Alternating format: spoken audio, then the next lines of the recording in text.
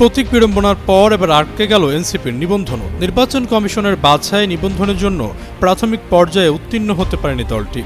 রাজনৈতিক দল হিসেবে নিবন্ধন পেতে নির্বাচন কমিশনে ৪৩,০০০ পৃষ্ঠার ডকুমেন্ট সহ আবেদন করেছিল এনসিপি, কিন্তু তাতেও সন্তুষ্ট হয়নি কমিশন। এনসিপি ছাড়াও এ তালিকায় রয়েছে আরও ১৪০টি নতুন দল। দলগুলোকে ঘাটতি থাকা কাগজপত্র ইসিতে জমা দিতে ১৫ দিন সময় বেঁধে দেওয়া হয়েছে। মঙ্গলবার ইসির অতিরিক্ত সচিব KM আলী নেওয়াজ এসব তথ্য নিশ্চিত করেন। এর আগে গত ২০ এপ্রিল পর্যন্ত নিবন্ধন প্রত্যাশী দলগুলোকে আবেদন দেওয়ার আহ্বান জানিয়ে গণবিজ্ঞপ্তি জারি করে ইসি। তবে জাতীয় নাগরিক পার্টি সহ বেশ কিছু দল আবেদন না করলে ২২ জুন পর্যন্ত সময় বাড়ায় সংস্থাটি।